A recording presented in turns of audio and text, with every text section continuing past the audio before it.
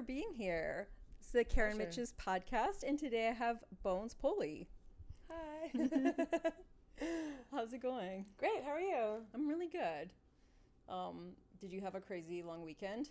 Not particularly. What did I do? Oh, I guess kind of. I went to a metal show on Friday and a goth dance on Saturday. Hardly typical. Who was the band? Okay, so the show, I was supposed to have a gig on Friday and it fell through at the last minute. And I have a friend who puts on these metal shows, so I wasn't even planning to go. At the last minute, I found myself free, and I'm like, Ben always does good shows. So I had no idea who to expect.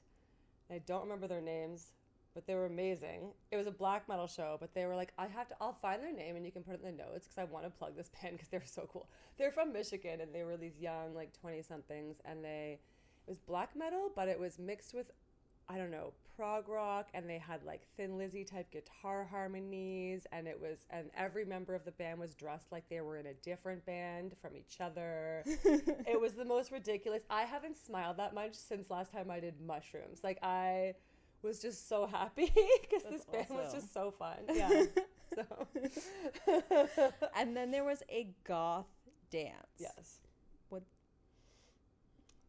What is that? There's a DJ playing goth music, okay. And everybody wears all black, and some of us go all out with the white face paint and the everything. Were you extra dolled up? I was pretty dolled up. There was definitely people who were more goth than me, but I do like the fishnets and the what I don't know, buckles and bondage belts and I feel like the more goths you get together, the more extreme it can go. Yes, definitely. And I like going to the big dances because we do kind of encourage each other. Like, you're more inclined to get dressed up when you know everybody else is going to, and then it's just more fun when everyone's dressed up and you're all on the same wavelength. And you go with your friends, but you dance with everybody. Because at goth dances, everybody's just friends. As soon as you get there, you're just like, yeah, we're all friends. It's a very welcoming community. It is. I feel like it's portrayed the opposite way in the media. I feel like everybody thinks goths are scary. We're like the nicest, dorkiest people who have ever. Yeah. How long have you been doing stand-up for? I think it's been about 12 or 13 years now. We were talking before we started recording about Ava Val, and It's interesting to me because there are like some people in the scene who have like really been through different phases in it. Mm-hmm. How do you see it having changed over the years, the scene in Toronto? Well, I just moved to Toronto 3 years ago. Oh. So when I started stand-up, I was living in St. Catharines, and I was driving just all around Southern Ontario to gig as often as possible. So I was hitting all the open mics in like Hamilton, London, Brampton, Amazing. Brantford, like anywhere but Toronto, because I was very intimidated by Toronto.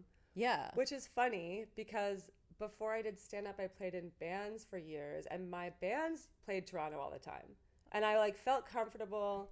I felt comfortable in the Toronto punk scene. Yeah. But the Toronto comedy scene felt like so intimidating. I was just like, everyone's probably better than me. Everyone's probably going to be mean. Everyone's probably like just like catty and cutthroat. And I mean, I based those assumptions on things I had heard. And yes, some people are like that, but overall it's not that. But I was very relieved to find that overall it's not that. Yeah. When I finally got here. But I largely avoided Toronto. So all the Toronto comics that I knew when I moved here, I met them in other cities.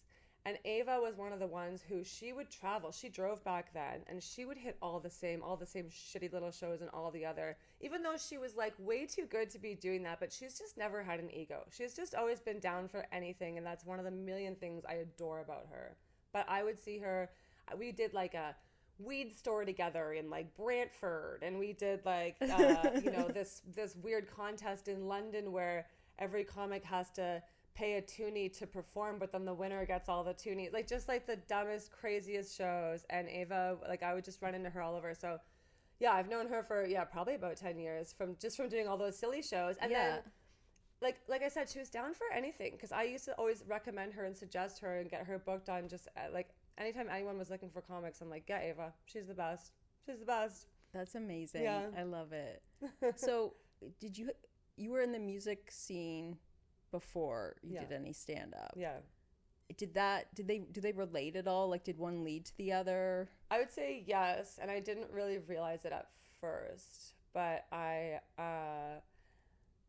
was just really passionate about music from a really young age, and I always really admired people in bands. And then I didn't even start playing music until kind of late myself, because a lot of people start in high school, and I didn't start until my 20s, and like early 20s. But I was like, I think once again just had that kind of like imposter syndrome or whatever.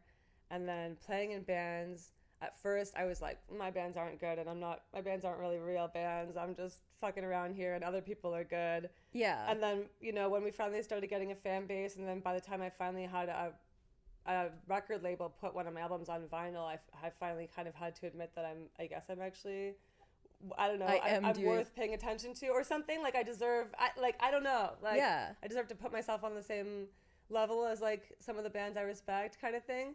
So I think it definitely gave me like that confidence, because it takes a lot of confidence to do stand-up comedy. It takes a lot of confidence to just like get on stage and be like, I'm worthy of being listened to, And so I think if I hadn't done the band thing first, I don't know if I would have had the balls to do the stand-up thing. Yeah. But it was like a gradual progression of like building up the gumption.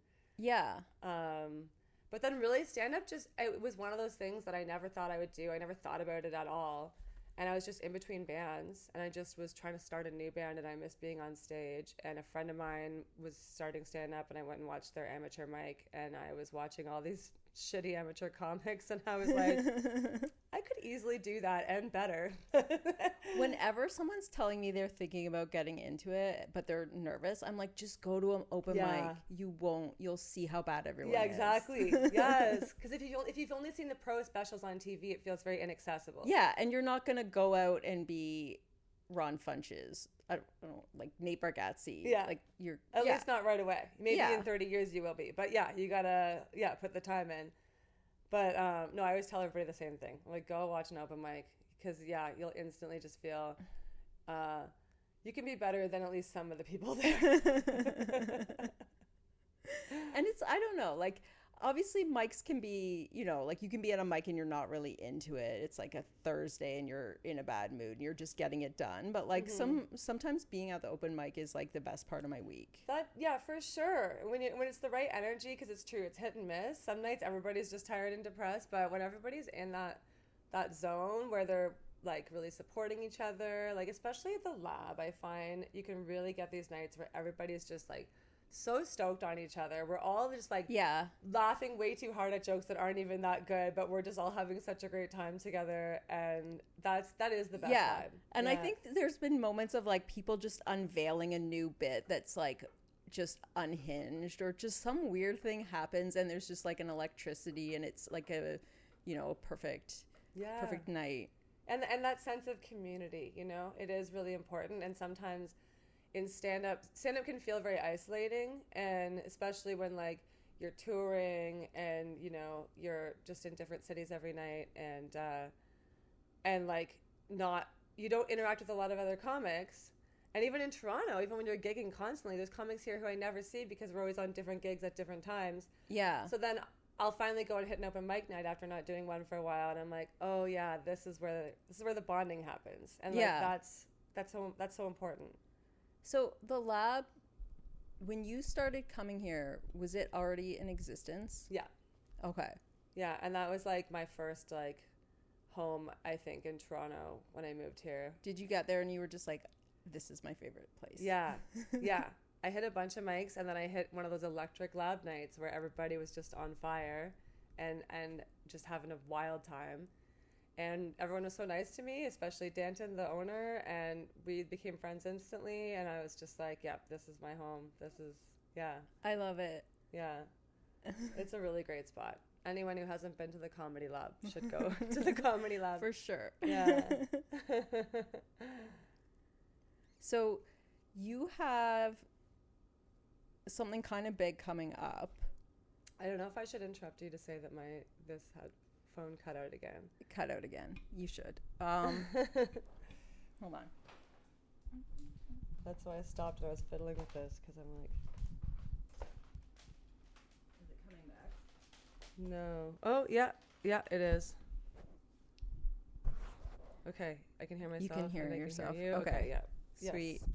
Yes. Yeah. And I'm going to put this here. That sounds good. Okay. Okay. Sorry about that. I think I need to do some quality control before I like Maybe record I don't my want to next copy one. your setup.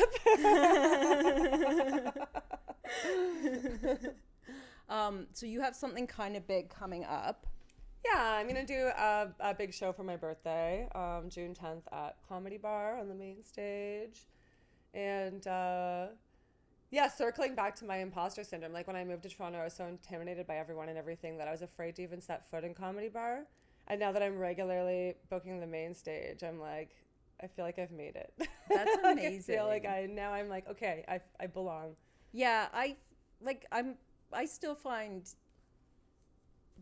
Comedy Bar a little bit intimidating. Yeah. Like, I guess there's certain shows like where I know certain people running this show or that show, and I really like the Tuesday open mic in the cabaret room. Yeah. But yeah, it's a harder like the bucket place. show? Yeah. Yeah. It's a harder place to kind of like, I feel like with most of like the more established clubs, it's harder to sort of like get in and get known there. Totally. Yeah. But I've been doing like a semi-regular show there now for a while, called Mummy, Can I Go Out and Kill Tonight? I decided to make it a quarterly, but that's just so rough. It's like once every few months when I feel like it. But this edition of it is my birthday show, so it's even more important than the other ones. And all my favorite comics are on it, including the aforementioned Ava Val. Amazing. And I'm headlining, of course. And yeah, that'll be June 10th at Comedy Bar. The tickets will be on the Comedy Bar website. So yeah. I love it. Do you also have an album out? I do, and a video special that you can watch for free on YouTube. So is that the album? Yes, they're both the same. Yeah, so you can get the audio version on any of the streaming platforms or iTunes. Bandcamp is the best place to get it because you can send me the money directly. Amazing. But you can also watch it for free on YouTube. Yeah. And when did you record your album? I think it was about 3 years ago that I recorded it, and 2 years ago that I released it. I could be wrong about that. I think that maybe sounds right, because it might have been like right when I was starting that you were releasing it, and I remember that. Okay. I have no, time is nothing to me. What was the process for recording the album? It was unhinged, I guess, would be the best answer. At that point, I'd been doing stand-up for roughly a decade, and I was kind of like, okay, I have all this material. I'm probably overdue to record an album, but I wasn't like, most people make a plan, and they're like, that's the date I'm going to record it. And then they advertise that they're going to record it. And then they have 2 shows the same night, so they can get 2 takes, and that way they can use the best take and edit them together. And they announce that they're recording an album, and they figure out what they're going to say on the album, and they plan the order. I did none of that whatsoever. I booked my first show at Comedy Bar on the main stage, and it was a big deal for me that, they were trusting me with that stage. And then I was like, yeah, man, I'm going to be on the main stage at Comedy Bar? Like, I should get footage of this. So then I was asking my friend to come film it, and then when we were talking about it, I was kind of like getting closer to the show, and I'm like, well, if we're going to like film this well, I should just do it. I should just make this my album. But at that point, like, I had already announced the show. I had already booked the comics. Like, I hadn't announced it as an album taping. I was just like, this is just a show. Just come. And then kind of at the last minute, I was like, by the way, I'm taping an album, and I guess this is what's happening. And then it was like, I think within the span of a week or two, I just kind of sat down and went, okay, what's the 10 years worth of material I've written, and what's the best jokes, and how do I put them in an order that makes sense? And I was just like totally scrambling, and I forgot like 6 minutes worth of material that I was going to do. So the album is shorter than it was supposed to be. Shit. Because the whole thing was just like, rah! And I was going through a breakup with this guy that was like being kind of abusive to me. So I was kind of like, my head was just in 1,000 places that weren't let's professionally record an album in a reasonable fashion. Oh my God. Do you like the result? I do. There's obviously things I would change. I feel like no artist is ever like 100% satisfied with anything they've ever done, but it could be a lot worse. Like when I watch it, I'm still like, oh wow, that's a real comedian. Yeah. Yeah. And I kind of feel like the problem that I see more often is like that people don't get things done because they're being really precious about it. And that has been an issue for me with a lot of things in my life, is I can be a huge perfectionist. So I think it's got to go really far one way or really far the other. I'm either going to be an anal retentive cunt about it, or I'm just going to like throw everything together last minute and scramble and panic and just whatever. And then whatever happens. Yeah. What's your album called? Inflammable Material. Inflammable Material. I named it after one of my favorite punk albums of all time. One of the albums that was like a defining album for me as a teenager. Who's the band? Stiff Little Fingers. I don't. They're from the UK from 1970. Like their first album was 1977. So like same year as like Sex Pistols, Ramones and stuff. Like they're one of the people who, you know, got it going. Credited for like inventing punk rock. Amazing. And yeah, that album was like very inspiring for me as a kid, and I've always loved it, and it felt like a fitting title for a comedy album, and it felt like a nice homage to my punk roots, and yeah. I love it. Do you have any heroes in stand-up? I don't know if I would say like heroes per se. I think I've kind of grown past the age of having heroes. And ironically, the band I was just talking about, Stiff Little Fingers, their second album is called Nobody's Hero, and he talks about how he doesn't want to be a hero. And I guess he was kind of a hero of mine when I was a teenager. But in a way, I liked that my heroes were people like that, because they were like saying like, we're all just people. And like, as soon as you put somebody on a pedestal, I mean, A, you're going to be disappointed because no one's perfect, but B, you're going to be beating yourself up because you think you can't live up to this imaginary version of them that you've created, when like we're all flawed, we're all talented, we're all beautiful, we're all, you know, it's like, and I guess given also the life that I've had in the music world, where I was booking and promoting a lot of shows and interacting with a lot of bands, like I've interacted with a lot of people who are like famous on some level, and I just kind of got to the point where I was like over it. I'm just like, yeah, we're all just people. Like I don't really idolize anybody. Yeah. But I think in stand up also, when I started doing it, I hadn't really watched a lot of stand up growing up, like really at all. It was like, I didn't, and even when I first started doing stand up, I wasn't really watching it. So people would be like, oh, what are your favorite comics? I'm like, I can't even really name any comics. I don't know. And it's only been in recent years that I've started watching more, because I feel like as a comic, I guess I should care what other comics are doing, or I should like be aware of them. So yeah. I feel like I have less of an inclination now. Like I don't want to be distracted by other people's stuff, but then people get mad sometimes that I don't know people, and I don't. Well, and I think it's smart, especially since you're like kind of new, not that new, but a few years in. Yeah. Because I feel like it was a benefit to me when I started that I didn't idolize any comedians, because a lot of comedians, when they start, they just sound like their idols. Yeah. There's a lot of like young amateur comics where you're like, oh, you're just trying to do Mitch Hedberg. Oh, you're just trying to do, you know, whatever, Carlin or whatever. And it was like, I didn't have that because I didn't watch anybody. So I just developed my own voice naturally. And I think now that I've been doing it for so long, I can watch other stand-ups without really running the risk of emulating them too much, because I've already kind of forged this like identity of my own. Yeah. But I also think so many people who are mentioning people they like aren't really selling me on them.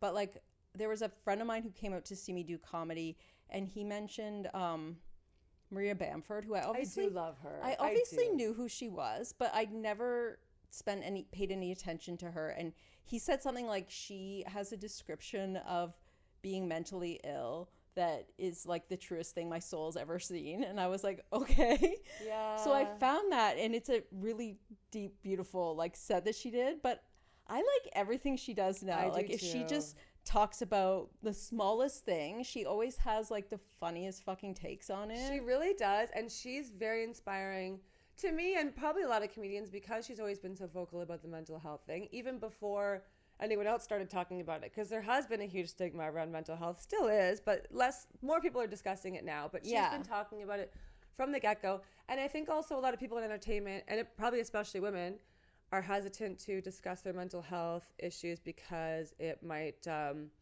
make people hesitant to work with you, right? They're like, oh, this person's going to be difficult because they're, you know, and she's always just been unabashedly outspoken about. She talks about an eating disorder, which I feel like most people who talk about it, it's like in retrospect, like after, or like like somebody who's like a retired ballerina will admit they were like had disordered eating in their career, Right. or you'll have somebody who was hospitalized and obviously you had to talk about it because it was so extreme, but she just kind of talks about her life, which includes her mental health. Yeah.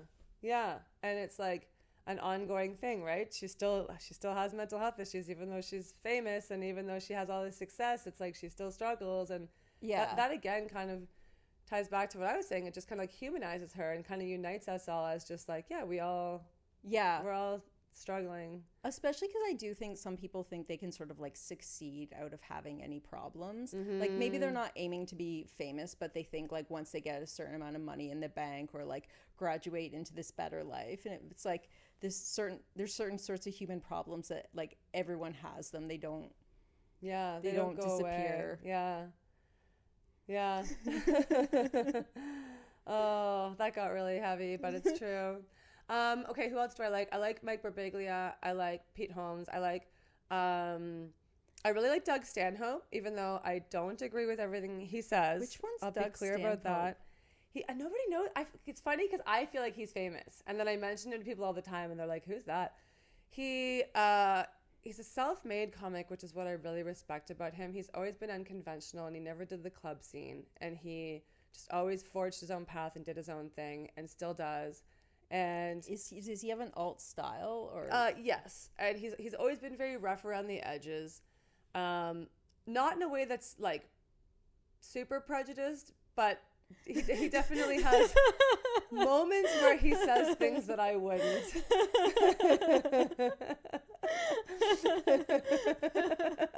I think everyone has somebody problematic that they love.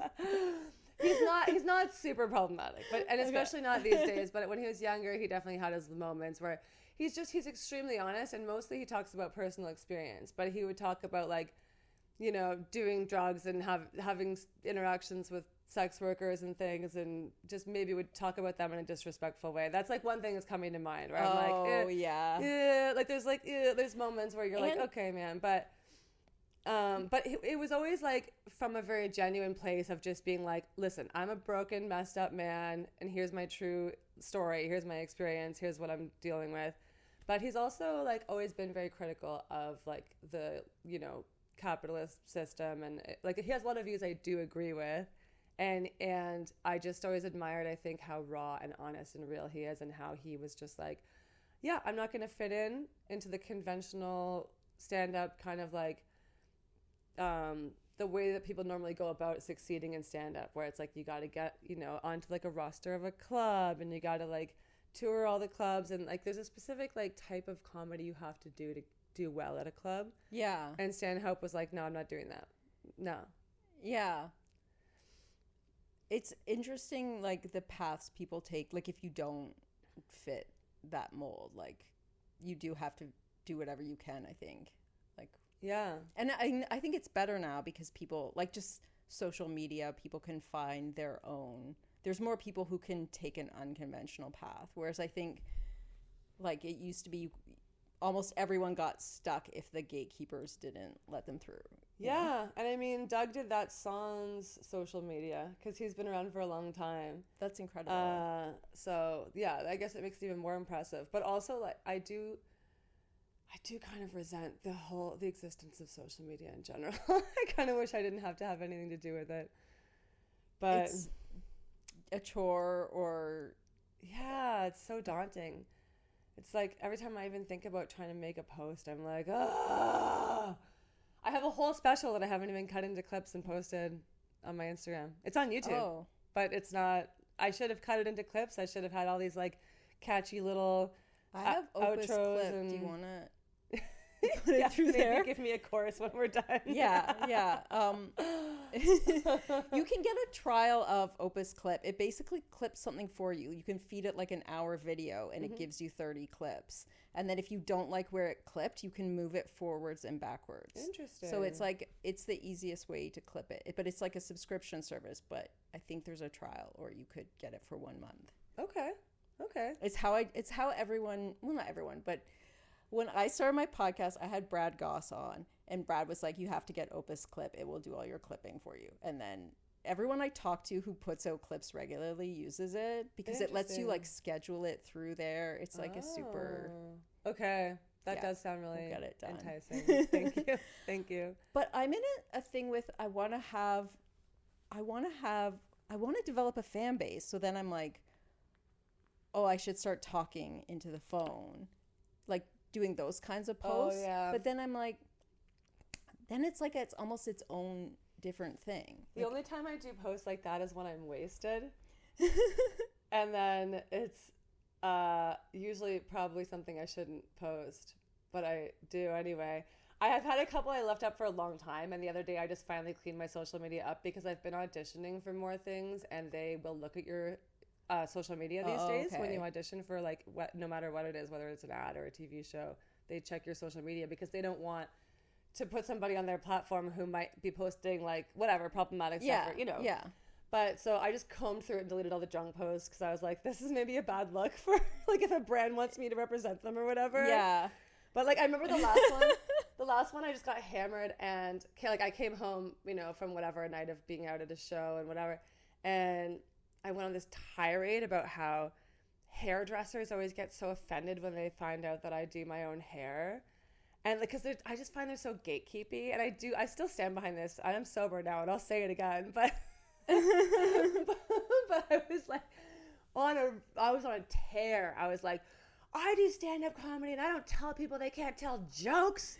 Like, and like, you know, just because I didn't go to school for hair, like, I mean, yeah. Anyway, it's or I do find hairdressers more gatekeepy than anyone in any other industry. And I don't know if it's like they just don't want everyone to figure out how easy it actually is to cut your own hair or what. Yeah. I don't know. No offense to hairdressers, because I have friends who are really good at hairdressing, and I like, if you know what, all the power to you. Like, if that's what you do, great. I'm not going to tell you not to be a hairdresser, but like, don't tell me not to cut my own hair. Like, yeah. I do kind of feel like a lot of people could cut their own hair if they started practicing at it. Yeah, like it takes time. It takes time to learn, and also I'm not trying to look normal. Like, my hair is supposed to look stupid, so it's if I fuck it up, you wouldn't know. Like, that's why I think like it's good to start if you start when you're a teenager and you can be doing something kind of punk with your hair and silly, and then you get some technique for when you want to do it normal, or you just. And at this point, I do have the technique. So like I will cut my friend's hair, and I'm like, I can give you a normal haircut if I'm capable of that now, because I've been doing it long enough. But yeah, I totally started as a teenager, and you just fuck around until you figure it out. But it's true. I guess a lot of people don't have the gumption to go through the learning curve of like looking bad until you figure out how to get good. Yeah. Which is the point of just going to someone who's good at their job, which is like, it's like doing anything. It's like, sure, you could figure out how to fix your own car, but it's going to be a pain in the ass, and you might not have all the right tools. And like, you know, there's YouTube tutorials, but it's like, yeah, there are mechanics who went to school for that, and they're obviously good at it. Like, it's like any trade. It's like, I'm not saying hairdressers aren't good at what they do. I'm just saying, don't be so fucking gatekeepy. Yeah. And I think, you know how it's like, you shouldn't do your own plumbing, but everyone can like change that one thing in your toilet when that change, you know. Yeah. So it's like, I don't think the hairdresser should be mad for people cutting their bangs. Yeah. Right? Like, but either way, I also probably don't need to go on drunken tirades about them on Instagram either. But, you know. Were there any other that stood out? I'm trying to remember. There was definitely one about now I'm just sitting here, I'm like, I deleted all this so I won't look bad.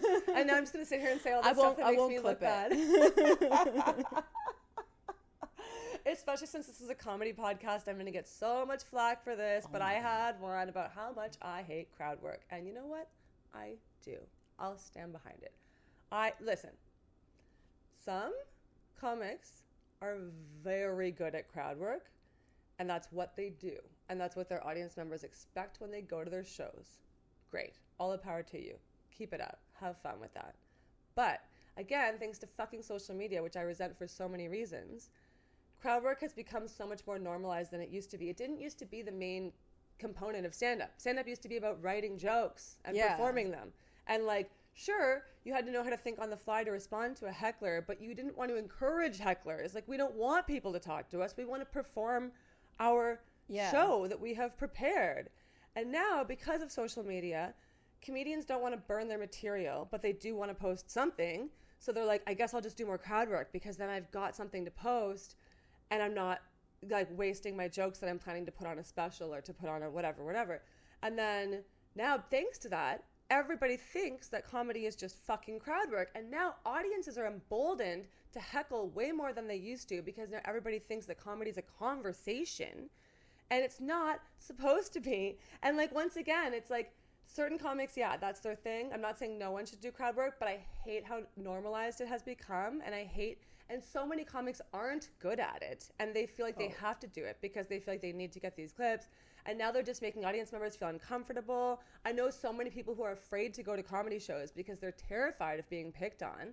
And I'm like, listen, this is what I promise about all of my shows. I promise this about my birthday show that I was talking about on June 10th. I promise that it's about all of my Mummy Can I Go Out and Kill branded shows. There will be zero fucking crowd work. The comics will leave you alone and you will leave us alone. You will pay your money, you will sit down, you will shut up, and we will put on a show. You want to talk to us? Come to the merch table after. I love it. I think too, like, because I'm on a lot of like very amateur shows, and you get comics who do crowd work but also don't pay attention to the show. Oh, that's so the they worst. come out and like repeat 7 people in a row. Oh, are you guys dating? Oh, are you guys fucking? Oh, like the 7th person who asked them that tonight, like they didn't like being asked that the first time. They certainly don't like it now. God. There was someone else you mentioned when you were saying comics. Not Doug Stanhope. Birbiglia. The other guy. Not Birbiglia. Pete Holmes. Yeah. Can you explain why people love Pete Holmes? I love that question. A valid question because it is funny for me to list Stanhope first as my favorite and then list Pete Holmes. They're so drastically different from each other. Stanhope is like this rough, rugged, angry, aggro, like, just like, yeah, rough and tumble guy. And then Pete Holmes is like the opposite dude, like Bible camp, youth pastor vibe, and not someone you'd expect someone like me to like. But what I love about him is that he's just so authentic. I love a lot of things about him, but he's very authentic. He's very silly. And I got into him through his podcast before I had ever even watched his stand-up at all.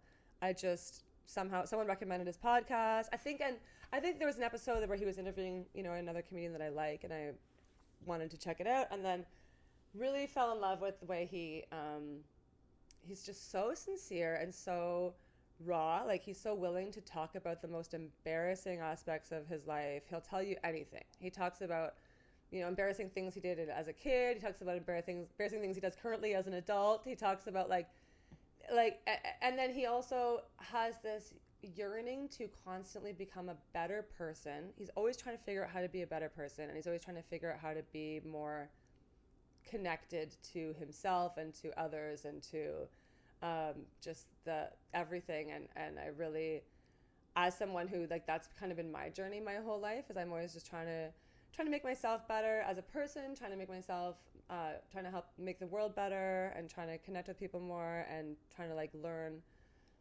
explore all the ways that you can go about doing that. And so, and he's also this multifaceted, because he used to be a Christian, and then he went atheist, then he went and explored every religion that exists, and he went super Buddhist, and I kind of had a very similar journey as that. And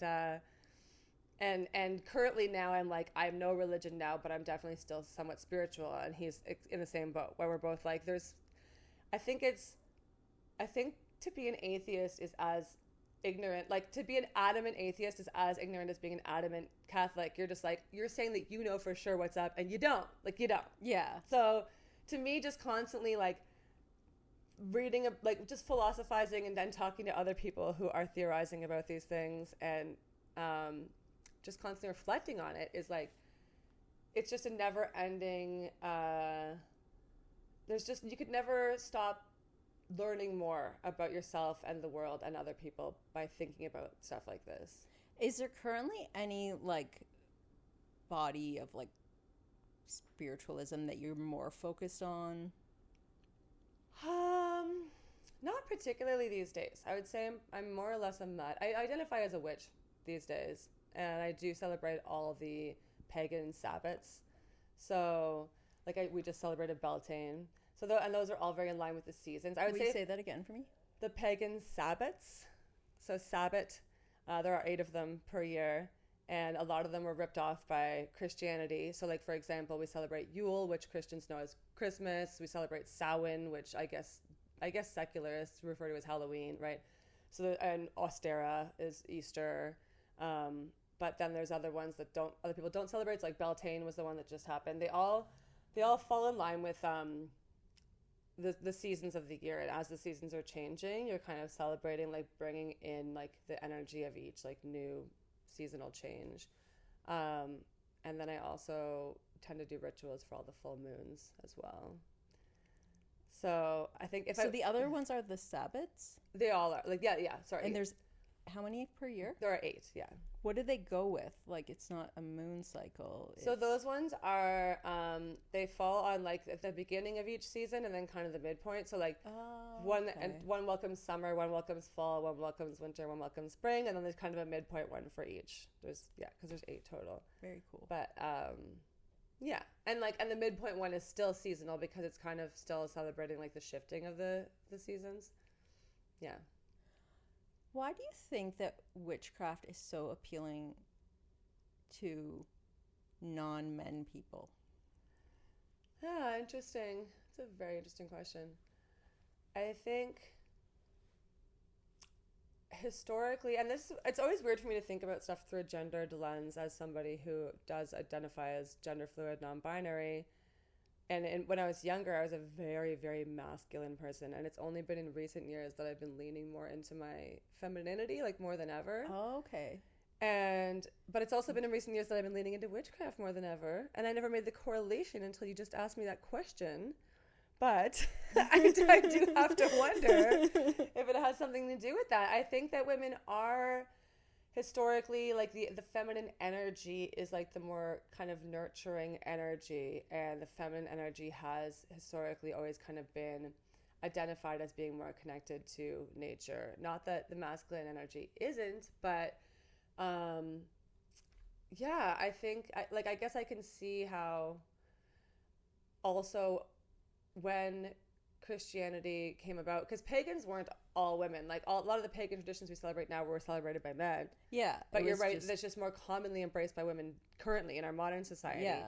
And I think there was definitely, I don't know, I'm going to reflect on this more, but I think the thing that would come to mind at first the most is that when Christianity tried to wipe out all these ancient religions and traditions, they obviously like demonized them all and, conflated them all with like whatever, just being evil and satanic. And it was also like a very much tool of the patriarchy when they were threatened by women who had any sort of power, because you would have power, knowledge, and so like influence within your community. Yeah. And so like the Salem witch trials, and all the burning of the witches and all of the like condemning of the witches, a lot of that was just men calling women who had any sort of like not even power, but even just like confidence, like even just women who were just like trying to be themselves and do their own thing and not be subservient to men were just all deemed to be witches. And so in that way, it did become tied in with feminism to like a lot of people who practice witchcraft are also feminists, because it does have to do with like reclaiming our power, and not just like our witch powers, but just like our power to like assert ourselves and be ourselves and do our own thing and live outside of the dominance of men. Yeah. I've been thinking a lot lately about just like the over-reliance on like rationalism, and then like just I feel like that ties into it as well. Like, do you want to have very like fact-based understandings of the world, and do you think everything could ultimately be known under a microscope? Yeah. And according to these sorts of rules, or are there things that are like beyond knowing and you can only kind of like grasp at through like non-rational means? And so then, because I also wasn't really interested in religion and did always think it was sort of like oh, that's what we used to think when we were smart. But now I have more of like a respect that like all these different traditions were somebody's way of getting at something, and there's so much. I always knew there was a lot of poetry within different scriptures or what have you, but now I feel more like all of these things are now relevant to me. And I think you just hit the nail on the head with the rationalism, because when spiritual people talk about like there's like the divine masculine energy, the divine feminine energy, and the divine masculine energy is very rational, and there's nothing wrong with being rational. It's important and it's useful, and we need that sometimes. But the feminine energy is more like intuitive, which is also important. And so ideally we have like a balance of the divine masculine and divine feminine, either within yourself or within your partnership or within your community, and like both energies are equally useful. But because of the oppression of the patriarchy, we have very much lived in this society that's been oppressing that like intuitive sort of energy and demonizing it and going, well, women are crazy, women are emotional, you know. And it's like, yeah, but our emotions are useful, and they're, you know, they're telling us things, and they're healing, and they're all these things. And as someone myself, like I said, I've always been a very masculine person, and as an autistic person, and as a former atheist, I've always been hyper rational, and still am. But the more I lean into my femininity, the more I've been learning to trust my intuition, and like that has honestly brought me to new levels in my life and in my mental health and in my career that I think I couldn't have gotten to before, that I was like struggling with more. And the more that I just lean into trusting and like lean into like flowing with like kind of the natural ebb and flow of like nature and like the energy that I'm just like meant to be embodying, instead of overthinking it and over rationalizing it and over planning it. Yeah. It's like everything's just kind of gotten like easier and just feels better. So, and that's why I've been embracing my femininity more, even though I feel conflicted about that, because I'm like, I'm still non-binary. I still want to be. Yeah. Just want to make sure you know that I can still do all the manly stuff too. Yeah, but I think you can be a person who doesn't identify as a woman and still be interested in some, like I think very traditionally masculine men should still have some aspects of that are feminine, and they like it's part of being a healthy person to like be cool with. And I think the biggest problem with toxic masculinity is that these men are suppressing their feminine side to the extent that they are like afraid of that part of themselves, and then it just like makes them angry whenever they like, you know, have a moment of maybe being like a little bit feminine. They're just like, oh no, man, ah! Do you think at all about Elon Musk? I try not to. Just as someone who I think is autistic, but also has like a trans kid that he doesn't believe is trans. Yeah. Like if ever someone was sort of like a traitor to their community. Valid point. Honestly, true, because that is a thing. I have noticed a lot of trans people are neurodivergent. Yeah, and like my friend has 2 kids who are autistic, and one of them went to a special school, and they were the first one diagnosed, and they went into this school, and she just said like there was so much gender nonconformity that was the standard. So whether you were non-binary or trans or like, so all the kids had mostly been in regular schooling at some point, and then you get into here and everyone gets to like be themselves. And I'm so jealous. That would have been so good for me. I would have like sorted out my mental health at such a younger age if I had a place like that. Yeah, just the self-acceptance, because I think a lot of the time like whatever your health problem isn't as much of a problem as it is like how you identify around that. And like you can be struggling with something, but as long as you kind of are in acceptance of that, it's not nearly as hard as like not knowing who you are. Yeah, and that's what we were even saying on my way in here before we started recording, how like I've gotten better at advocating for myself now that I have the language to even explain what is even going on with me. Yeah. Whereas at a younger age, you're just like, I don't know, I guess I'm just wrong and broken and everyone hates me. And like, And I didn't have that. I didn't have a special school. I didn't have a community. I didn't have anybody to relate to. And the older I get, the more, most of my friends now are neurodivergent. And it's great because we all just accept each other and understand each other. And we're all just patient with each other. And we just, and like the goth community, a lot of neurodivergent people. And you're just like, yes, we're safe here. But, oh, fuck, I had something else to say to what you just said, and I lost it. Oh, well. On special schools or Elon. Oh, the gender thing. Yeah, I think I have said this, that I think neurodivergent people, because no societal conventions make sense to us, like none of them, zero, we question everything. And so we don't take anything for granted. And so everybody else, neurotypical people are, like, no offense, easily conditioned. I don't know if you're neurotypical. I am. No offense, neurotypicals. But like when from a young age, everyone's like, there's girls and there's boys, and boys like this and girls like that, and you guys are all just like, okay, and like all the other societal norms where you're just like, everybody just says this, and everybody just does this, and everyone just acts like this, and you're all just like, okay, and we're like, what? Why though? And we question everything. So I think that's why we're more inclined to question gender. And it's not that I do think that a lot of trans people are neurodivergent. I think probably a lot of neurotypical people would be trans and don't know because they're less likely to question their identity, because they just are more likely to just accept what they've been told. They're like, sure, yeah, that's what you told me, I'm a girl and girls are like this, so I guess that's what I'm doing, yeah, that's very interesting. I need to think on that, but yeah, it's definitely something you're gonna figure out during this episode that you're trans. No.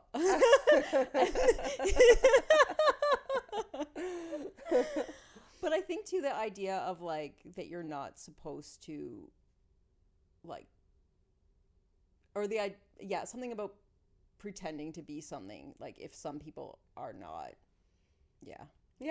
I think neurotypical people, it's definitely easier. Your life is a lot easier if you just go along with what everyone else is doing. And I think neurodivergent people like wish we could do that. We just can't, but so yeah, again, no shade. I get it. Like, it's easier to like have a society if there's just like rules and everybody just follows them. Like, I get it. Yeah. But I just can't do it. But do you think there's like almost like a reason why like a certain percentage of a population like has to be neurodivergent? I do. I think I've thought about this a lot. But first of all, I think a lot of us, so I know for myself, this is how I started realizing all this. So I'm nocturnal, have been my whole life. I stay up all night, I sleep all day. I've been that way since I was a baby. Obviously, I've had to fight my nocturnal nature. Obviously, when I was a kid, I had to go to school during the day. And as an adult, I've had day jobs, but it's always been so difficult for me. And I have a life now where I have all my work is at night. I'm able to sleep all day for the most part, unless I have like appointments or whatever. That's the most annoying thing about being a vampire. You can't just like go to the doctor, like go to the bank. Like we need a 24-hour doctor's office / bank / whatever else I might have to do. But I digress. I found out recently, like science has discovered recently, that there is there's actually correlation now. There's like a genetic disposition towards nocturnalism. Like there are people who just have the nocturnal gene in them. And so what they're theorizing is that the nocturnal people were the guardians. We would have stayed up at night and guarded the other cavemen. Then we'd go crawl into our caves and sleep during the day while they're out hunting. Yeah. They come back, they sleep, we stay up all night and guard them. And then I started realizing, like that would make a lot of sense if the guardians of the caves were also the autistic people, because autistic people, we have a lot of sensory issues for one thing. We get very overstimulated. And so the odd time that I am awake during the day, it is a lot for me, especially living in the city. Like, oh my God, there's just constant noise. There's sirens, there's dogs, there's kids, like everyone's screaming. There's just like stuff happening constantly everywhere. There's smells, there's just so much. And when I go out at night, like I go for walks by myself in the woods at like 4 a.m, and there's just nothing. It's just peace and quiet. And that's when my soul feels the most at rest and at ease. And I'm honestly, if I'm awake during the day, I'm stressed out. And I'm like, that's a lot of autistic people. That's most of us. Like we struggle. We get overstimulated. And so it would make sense that we would have always been the guardians, because it would have always been, it's darker at night because bright lights are a lot for us. Everything's a lot for us. But like, give us a bonfire, give us a starry sky. And then we would have had to keep each other entertained because we're just sitting around a fire. So we're the storytellers, right? So now we become the artists, right? and a lot of neurodivergent people are creatives. Yeah. And so this is all just my theory. Yeah. The only part of everything I just told you that is like scientifically proven is the nocturnal gene. Everything else I've just said is my theory completely that I'm just making up, but I think it makes sense. Yeah, or it may not have been all artists, but like that's when people are specializing, right? Like you're able to start like working on some weird project, which I feel like is a big aspect of like, well, with both with neurodivergent people is these hyper focusing and like specializing in things. Yeah, and we would have been afforded the ability to do that, whereas everyone else during the day is up and about and like foraging and hunting and like they're busy, right? And we're just sitting the biggest thing there in that community is to be able to fit in and like go along to get along because you're doing things in a big group. Totally. So all the more reason I need to get more successful than I am currently a stand-up, because I'm not meant to have a day job, okay? I'm meant to be sitting around a fire telling stories. That's actually my stand-up special. The intro is me sitting at a fire at night alone, like writing in my notebook. And I mean, I think my next stand-up special needs to just be performed at a fire. Like that would be the most Bonez special ever. I would love that. I hope there's more about witchcraft because I feel like that's something I want to know more about. I have very few jokes about that, and I should maybe have more. I've been trying. I don't know. Most of my jokes are just like based on like true stories of ridiculous things that have happened to me, and there are many. I could write 10 more hour-long about 100. I don't know, but I've been wanting to get more into like commenting on like different aspects of myself in more depth, like my autism and my queerness and like potentially my spiritual beliefs, because I don't really like that so far hasn't been my style. I don't tend to sit there and unpack things in detail like that. I'm kind of more just like this crazy thing happened, isn't that hilarious? But that lends itself so easily to making people laugh, whereas if you start to go like, here's my my spiritual beliefs, and then also I have to make you laugh, like it's just like I don't know, it's just not something that has like, I think most of my jokes I don't plan to write them, they just kind of come. Like it's usually I'm just telling someone, I'm just telling my friend a story, and as I'm saying it to them I'm like, oh, this would actually be a good stand-up bit. And I don't tend to think that when I'm discussing things like my mental health or my queerness or my spirituality, whatever. It's like I'm not as like consciously thinking like, oh, this would be a good stand-up bit. So if I was to make that a stand-up bit, I'd have to like make more of an effort to write it, whereas my other jokes kind of just write themselves. Yeah. If that makes sense. But that's not to say I don't want to, because that's something I've been thinking about. Like I would like to go into more depth, and mainly just because all of those communities are underrepresented in the mainstream, and they should be, not that I'm like mainstream yet, but about to be. But they're all things that should be talked about more, and like just so that people in all of those communities can see themselves in the mainstream and feel more accepted and feel more represented, and Yeah, and like as just like an artist, sort of like you want to like be yourself, right? So like, not that you're not already, but like to I've always been very authentically me, but it's definitely like even in my first special, I think I have a joke about dating someone or something, and I referred to them as he, and then I'm like, oh, and I didn't talk about my queerness anywhere else in the special, so I'm like, everyone just watched that and thinks I'm straight. So that was like one note that I had for myself afterwards, where I was like, next special I've got to start off with like a joke about either a joke about a chick I dated at the very least, or like if not, or a more nuanced, in-depth unpacking of like, here's what it is to be gender fluid and pansexual and I think the gender fluid, I think especially like, because I think like, I don't know, there's certain things you kind of like, you don't know, like technically you know what it is, but like you never really like had someone like talk about it from their perspective, so you don't really have like most people I think don't have any depth of understanding around it. Contextualize it. Totally, I can see that. And even for me, I grew up in a small town. I had never heard of being gender fluid until... Where did you grow up? A place called Pembroke. It's in northern Ontario. It's like it's in the Ottawa Valley, near like the border of Quebec. Okay. Yeah. But very small, very like kind of hillbilly typed place. Amazing.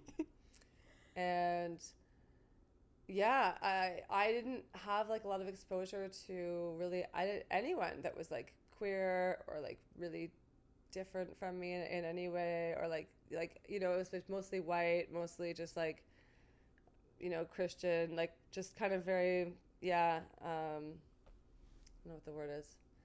I don't know. I don't want to be too mean because there are some nice people there, but just like very closed-minded place. And it wasn't a place for me to like explore a lot of aspects of my identity or see any of it represented anywhere. Yeah. But I was always a tomboy. I was always very much a tomboy. I knew that word. And that was what I called myself. That's what my parents called me. Like, I was a tomboy. Yeah. And so like I played with Ninja Turtles, and I, you know, would like, my mother would always try to dress me in frilly dresses, and then I would just steal my brother's clothes, or like my friends. I mostly stole my friend's brother's clothes because he was my size. And he had like, I had this really cool Jurassic Park baseball jersey thing that I got from him, from Tiffany's brother. It was my favorite thing to wear. Poor Tanner, just constantly raiding his wardrobe. Oh my God, Tanner is such a classic.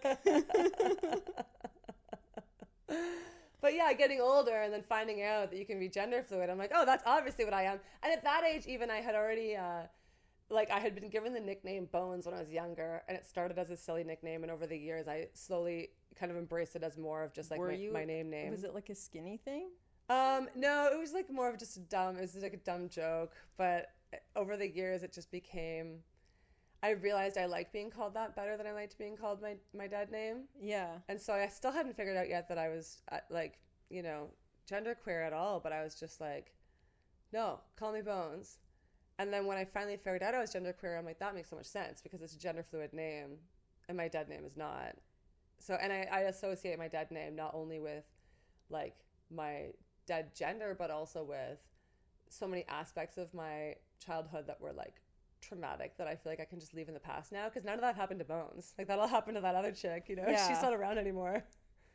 When you see, I don't know, like if you go, do you ever go back to your hometown? Very rarely. It's been years. When you remember, just, I don't know, is it weird to like, yeah, never mind. Sometimes like I don't like remembering, like when everyone was excited about Stranger Things, I was like, it just reminded me how like shit brown everything was in the 80s and how much I didn't like my life. Yeah, I was like, I could see that. Being a kid sucks. Like, yeah, this they're not having fun here. I hear you. I do. I never watched that show, but that's probably part of the reason. I mean, I don't watch much TV in general, but I didn't find that show to be appealing to me at all. So maybe you're right. It could be that, because I it's not like I don't know. There was like obviously moments that were fun of my childhood, and I can remember those and appreciate them. But like overall, pretty awful, yeah. So it's not something I really need to spend a lot of time dwelling in. Yeah. Yeah. Yeah. I'm glad to be here now. Nice. Okay, so I want to remember what we're plugging again. The main thing is your birthday. My birthday show before we wrap June up. 10th, Comedy Bar. Mommy, Can I Go Out and Kill Tonight? Bones birthday edition. Amazing. With Ava Val and Foad HP and Mickey Dykeman and Kevin Sheeler. Sweet. Okay. Yeah. Thank you so much for being on. Thanks for having me. This was really fun.